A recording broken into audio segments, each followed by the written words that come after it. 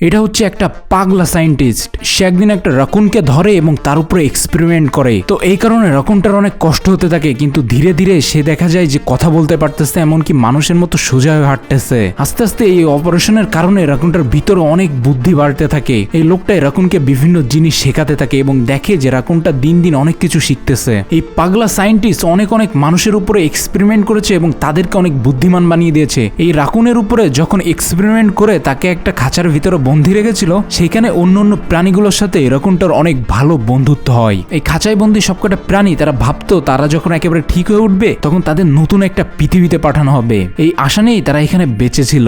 যখন এই পাগলা সায়েন্টিস্ট দেখে যে সে যত এক্সপেরিমেন্ট করেছে তার ভিতরে রাকুনটা সব থেকে বেশি বুদ্ধিমান হয়েছে, তখন সে সিদ্ধান্ত নেয় যে এই রাকুনটার মাথাটা সে কাটবে এবং তার ব্রেনটা নিয়ে সে এক্সপেরিমেন্ট করবে যে এইটা এত বুদ্ধিমান কিভাবে হলো, যাতে সে আরো এই ধরনের বেশি বুদ্ধিমান প্রাণী বানাতে পারে। তো এই রাকুনটা যখন বুঝতে পারে তাকে সহ তার বন্ধুদেরকেও মেরে ফেলা হবে, তখন সে বিভিন্ন পার্সপাতি বিভিন্ন জিনিস জোগাড় করে এবং এইটা দিয়ে এখানকার তালাটা খোলে। এবং যখনই সে পালিয়ে যাবে তখনই দেখে যে পাগলা সায়েন্টিস্ট তাদের সামনে দাঁড়িয়ে আছে এবং সে এইখানে এই রাকুনটার প্রতিটা বন্ধুকে একদম গুলি করে মেরে ফেলে, যার কারণে রাকুনটা অনেক রেগে যায় এবং এই পাগলা সায়েন্টিস্টের উপরে হামলা করে দেয় এবং এইখান থেকে একটা স্পেসশিপ নিয়ে সে পালিয়ে নিজের প্রাণটা কোনো মতে বাঁচিয়ে নেয়।